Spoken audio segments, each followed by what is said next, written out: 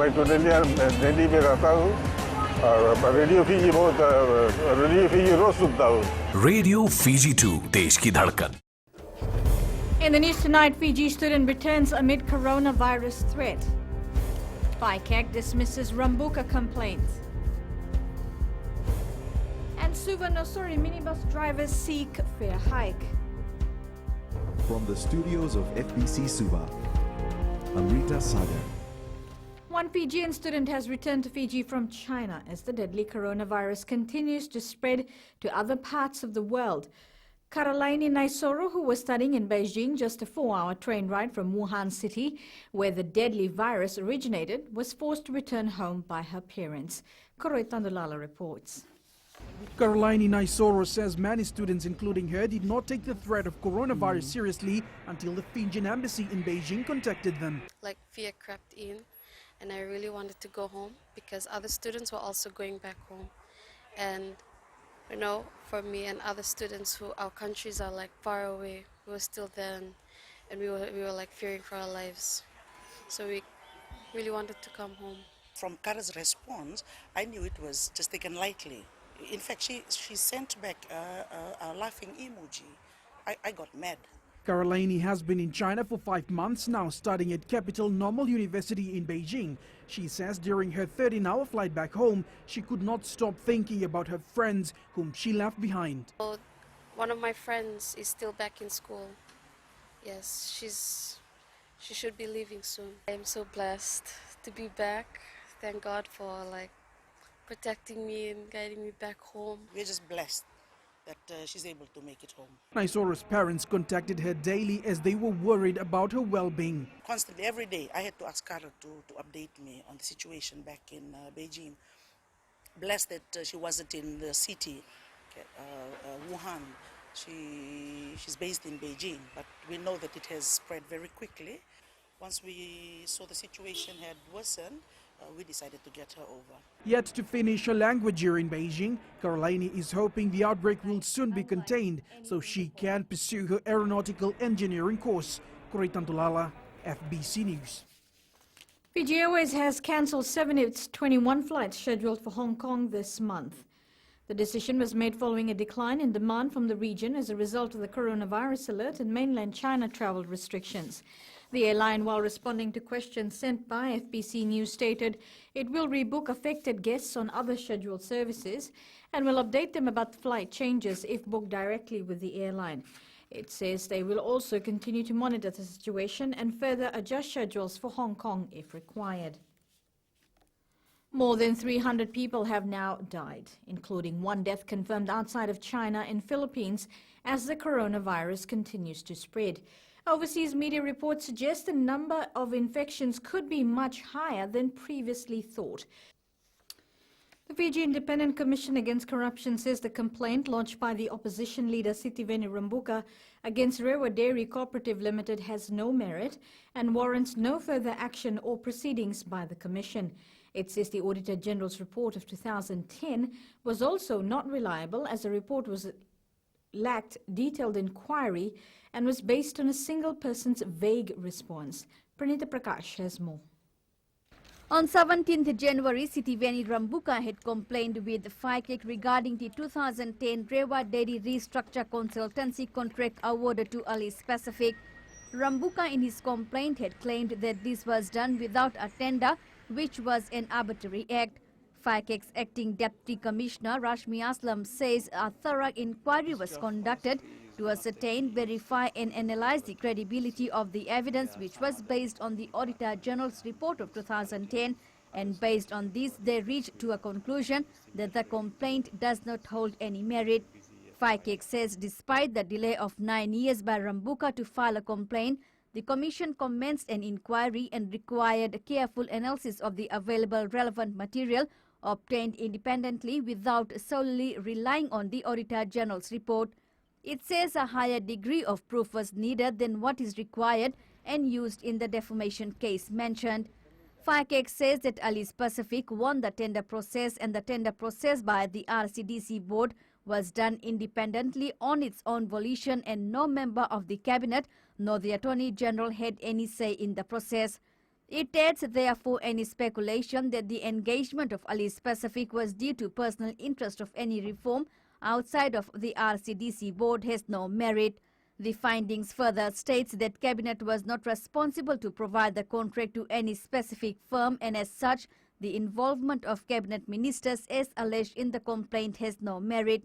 FICAC says Rambuka heavily relies upon the Auditor General's report of 2010, but the report is not evidence as alluded in the complaint, and matters must be independently verified in criminal proceedings. The findings also states that FICAC views that no further action or proceedings can be instituted based on the OAG's report. This is based on a number of findings that FICAC found in the OAG's report. It says that the OAG had carried out some inquiries from a specific officer at the Ministry of Industry and Trade and the company secretary of RCDC. The findings further says that it appears that from the OAG's report, the response provided by the Principal Accounts Officer had led to a misunderstanding that the procurement guidelines of government were breached. FICAC says it would not be fair to rely on such a response solely to form an opinion with regards to a complex issue as such. FICAC goes on to say that based on the bad financial practices of that time of RCDC, the actions of RCDC and the government are justifiable and lack of any bad intention as speculated by the complainant. Pranita Prakash, FBC News. Minibus operators working the Suvarnasori corridor are calling for a fare review. According to Central Eastern Minibuses Association President Yashwardhan Ram, since beginning operations in 2000, the fares have not changed in light of the fluctuation in fuel prices. Lena Rees reports. Minibus operators have reached out to the Ministry of Transport and the Land Transport Authority regarding their request for a fare review. Fare is $150 since we have the permit in year 2000 until now. $1.50, but we are requesting another 50 cents. We want $2 fare for Suvarnasori.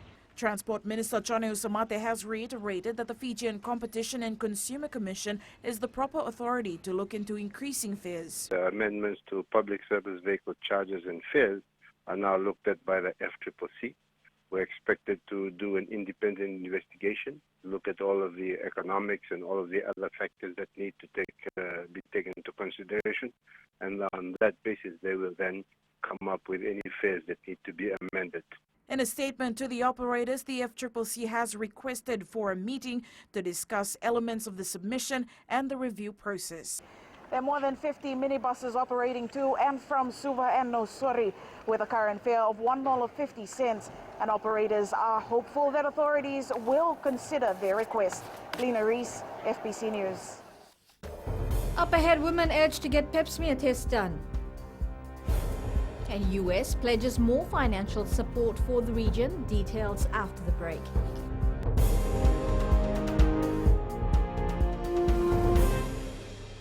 Pula natang ko aprosan ngarse, go erkraki. Do televizyon navarong na Radio Fijian, nandomo ibiti. Radio Fijian, nandomo ibiti.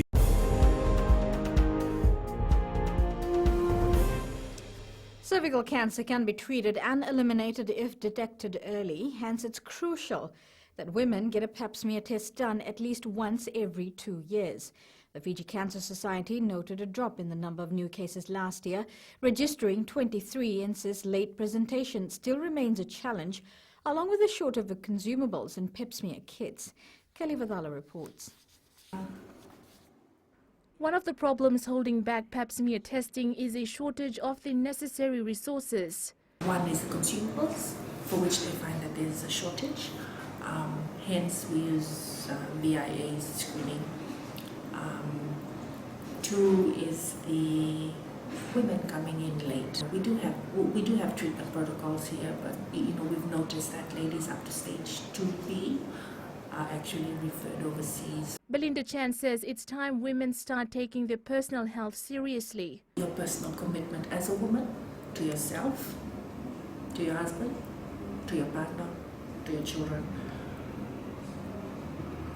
Screening, go get yourself screened.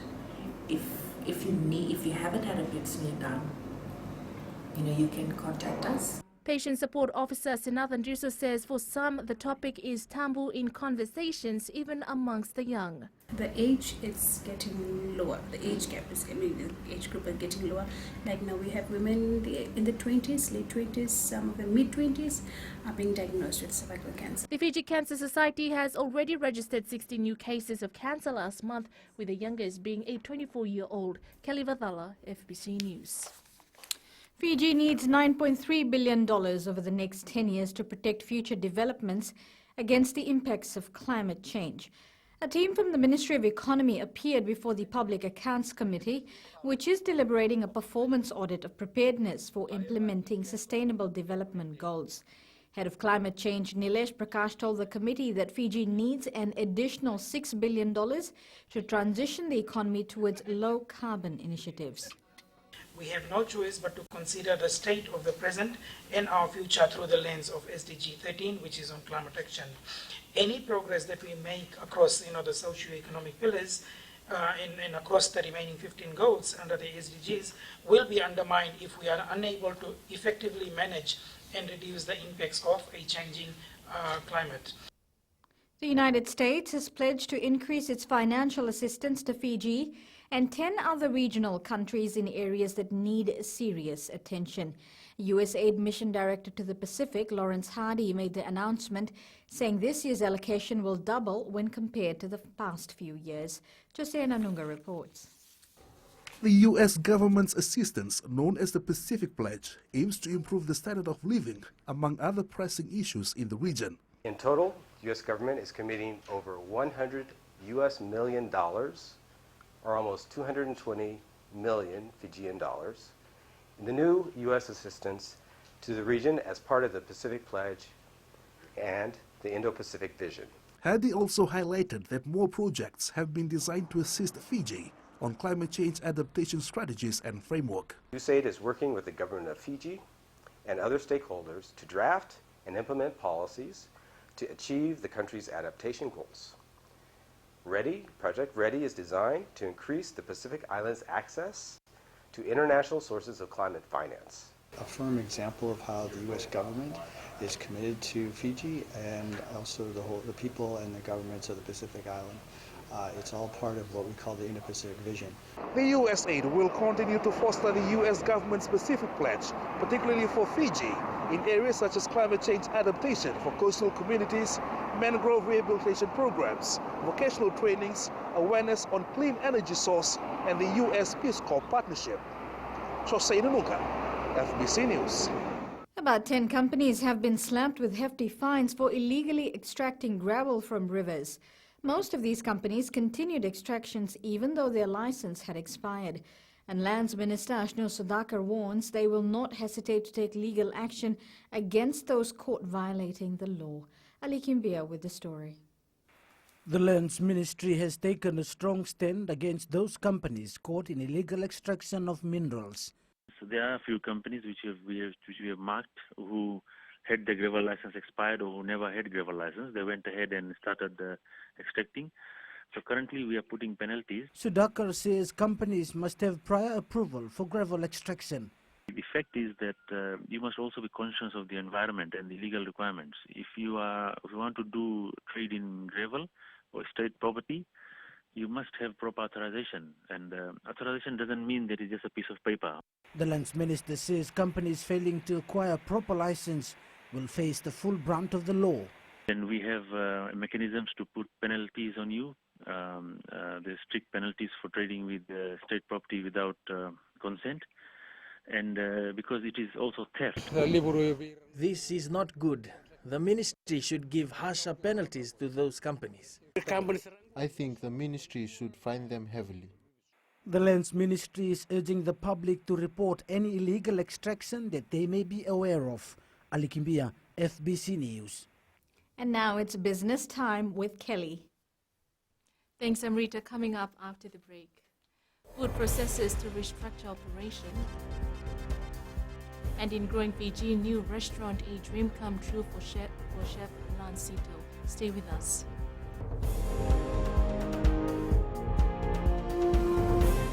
My name is Neha and I'm from Karavi. And Mirchi FM, it's hot. Mirchi FM, it's hot.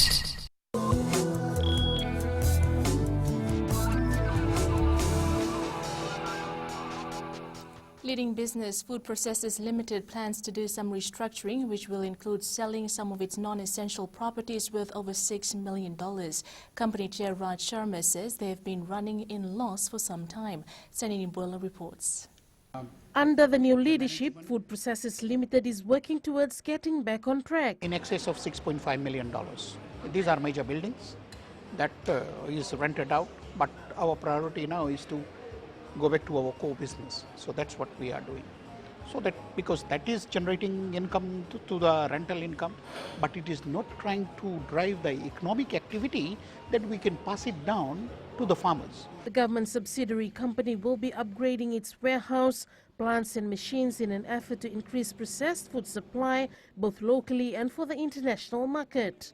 So our plans are to extend our market of suppliers to the western division of the farmers and also to Vanua level. We have about in excess of 300 acres of farm in Batiri.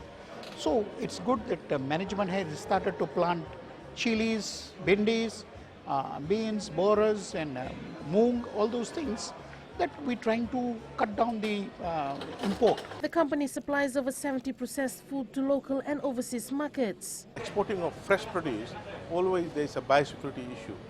Now, one way to get around that is to process it, and this is the best way in terms of dealing with biosecurity issue. The Food Processors Limited earned over $2.4 million in 2018 and over $3 million last year. Sainia Nimboila, FBC News. We now join Sinifa from HFC Bank with the latest from the stock market. Let's review the trading on the SPX platform last week. Over 24,000 shares were traded, amounting to more than $69,000. 8 listed entities recorded trades, with 5 noting changes in share price.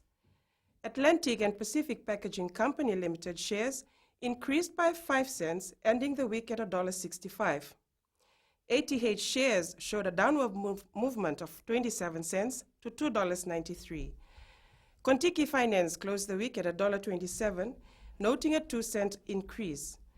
Port Danarau Marina Limited improved by 21 cents, closing at $2.50, and RB Patel Group Limited shares rose by 19 cents to settle at $3.69.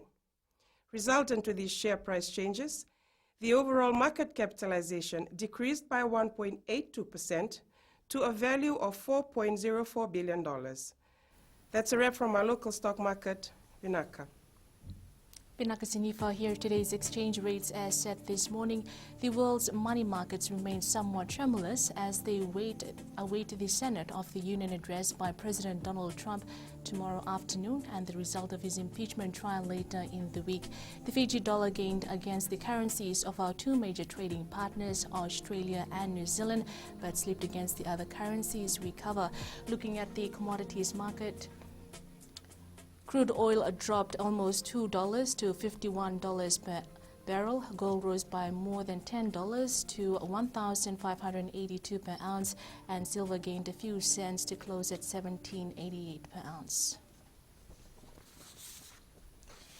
In growing Fiji, more developments continue to emerge from Nadi's Matintar, with the latest from renowned chef Lance Sito.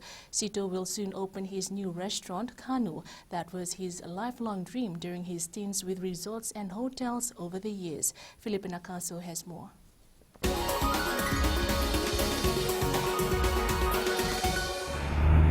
After an investment of more than $1 million, Chef Lance Sito is excited to share the cuisine that will be offered at his new eatery. It's a dream of every chef to open their own restaurant, but for me in particular, it's bringing together everything I've learned in those 10 plus years I've been here. I've been fortunate enough to be able to learn all these things, so that knowledge is in my head.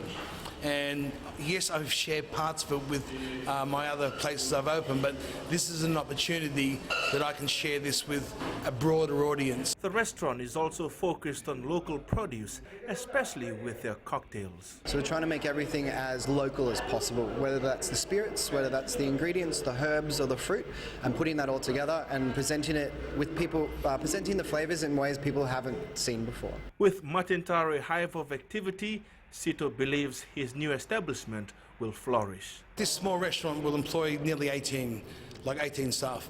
Some of the staff have worked with me before, but this is not just any place. We've really tried to concentrate on delivering the service. And that's probably an area we fall down in across the industry, is the service. So a lot of the staff here, because it's all open, they have to be able to communicate, you know. The Canoe restaurant will open by the end of this month. Felipe Naikaso, FBC News.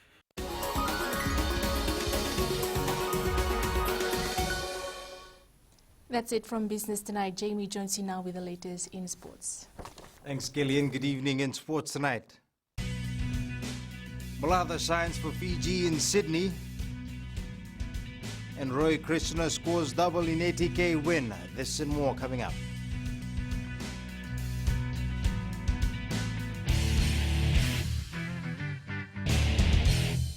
Bula FM number 2 NSR. Bula FM number 2 NSR.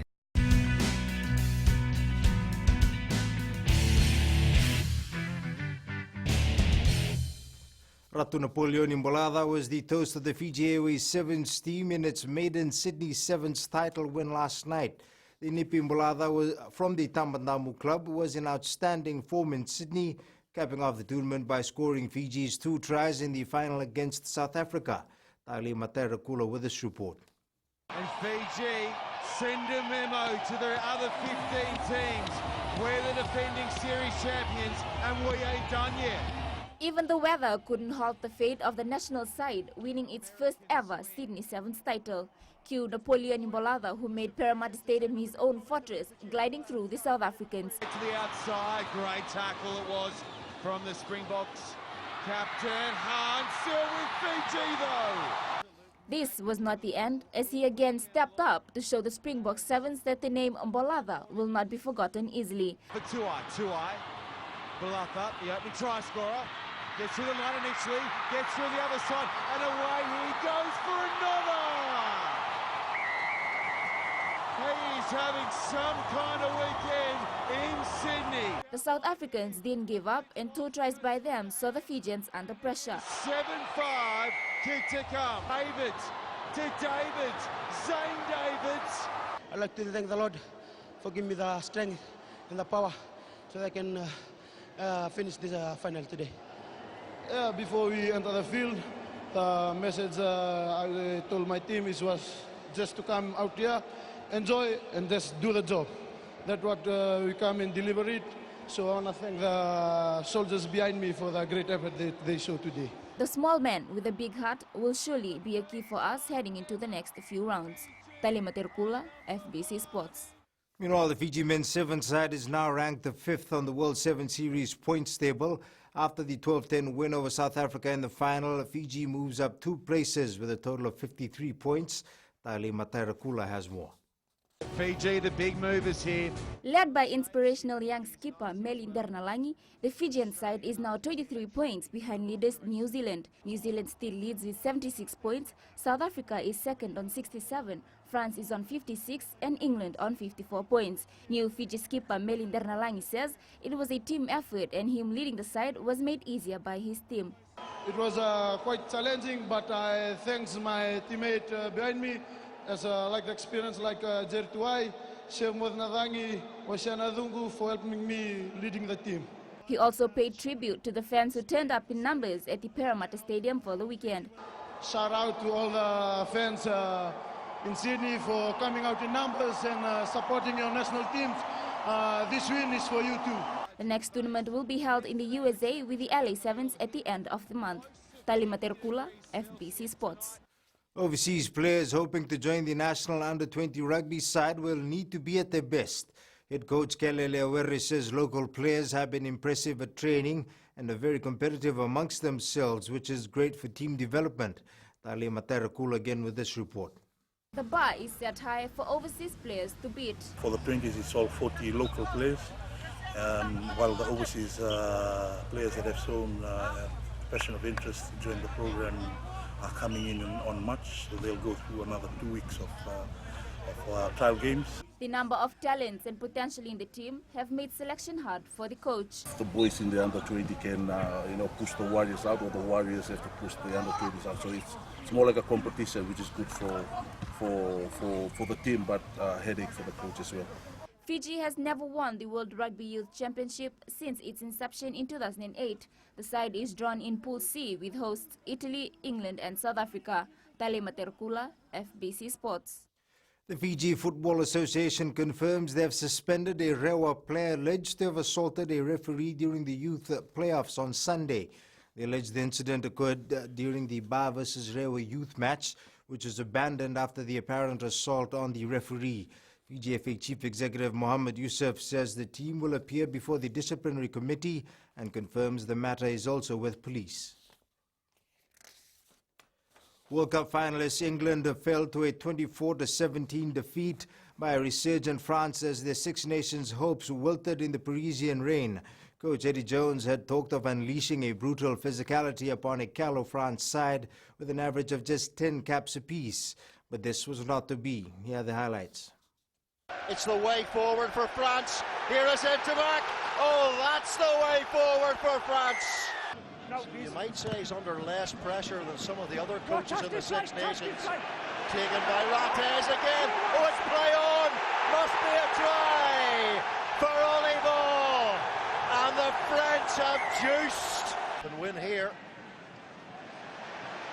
Off goes Dupont. He's so strong. He's got Oliver on the inside. And at the moment there have been few signs of it. Ben Young's Johnny May, just the man to provide a spark is Johnny May. And here's Johnny May again. They've opened up this French defence. Johnny May has opened up this French defence again. Fijian football star Roy Krishna scored 2 goals as ATK roasted Jamshedpur 3-0 in the Indian Super League this morning. The national captain scored in the 2nd and 75th minute, while Eduardo Garcia added one in between. Krishna, who won the man of the match, hadn't scored in 6 games but now has 10 goals in the competition. Tottenham won a bad-tempered Premier League affair with 10-man Manchester City to boost their top 4 hopes. The 2-0 loss sees City 22 points behind leaders Liverpool.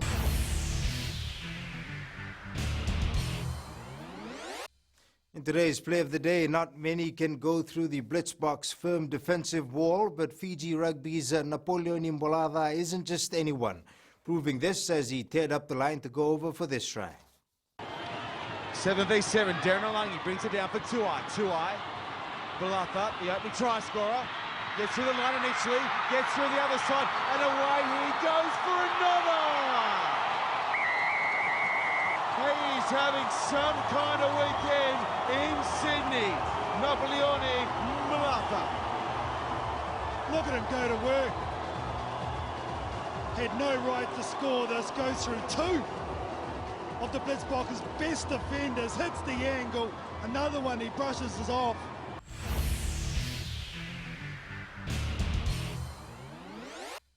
That's it from Sports Tonight. Angie joins you with weather later on, and in weird and wonderful, Daredevil swims under Antarctic ice wearing only swim trunks. That's coming up.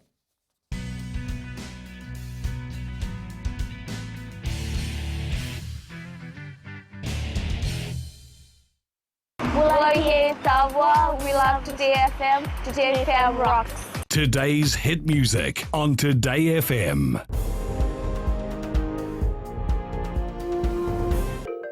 And here's Angie with the weather.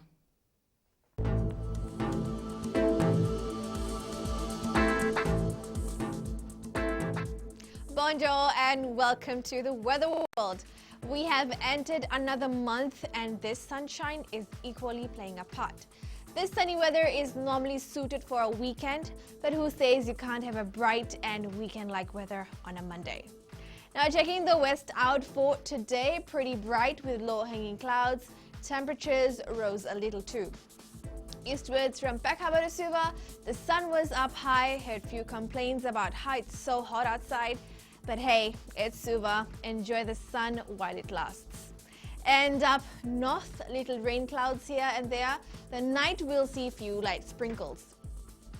At sea, southeast winds 15 to 20 knots, moderate seas. For the tides, low tide at 8:01 p.m. with high tide at 2:04 a.m. Sunrise at 5:54. For tomorrow, we have some rain clouds circulating, which will become history as we enter the afternoon phase. Tomorrow's temps, Lautoka and Lambasa will be humid with highs of 32 degrees. Don't forget to carry your brollies. And looking further on to Wednesday, a bright, jolly day waits for you. This is all the weather news I have for you. The sunshine is pretty much our friend right now, and Amrita is quite impressed about it. I am. It's like weather check, vacation not check.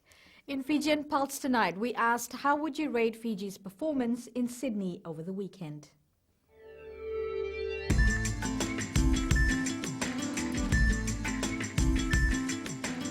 Rated from 10 out of 10. The team played very well and was much better than their performance in Hamilton. After watching the way they played against New Zealand, I knew they would win the Sydney Sevens. From what I saw, the boys played a tremendous game and they gave a die-hard attitude. I really love the way they play, and I think it was their best performance ever. They played a good game and my best player was Minibus.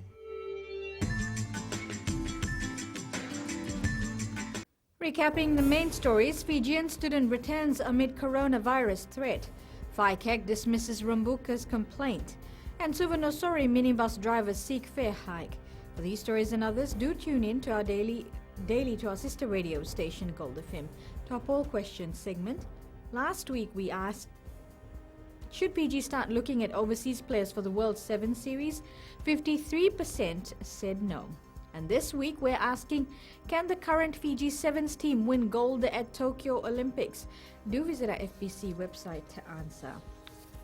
And our shot of the day, sent by Lesinia Chitoko from Brisbane, Australia. The group of ardent fans dressed up for the Sydney Sevens over the weekend. Well, you can also send us newsworthy pictures and videos on email fbcnews@fbc.com.fj or share it with us via our Facebook page FBC News, or you can also follow and tweet us your news tips at FBC News or simply hashtag FBC News. That was your FBC News for tonight. Thank you for joining me so far. Jackie Spade will join you from tomorrow. Stay safe. Mother Mother.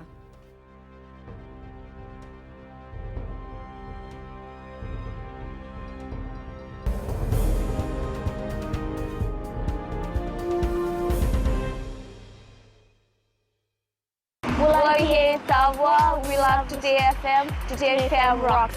Today's hit music on Today FM.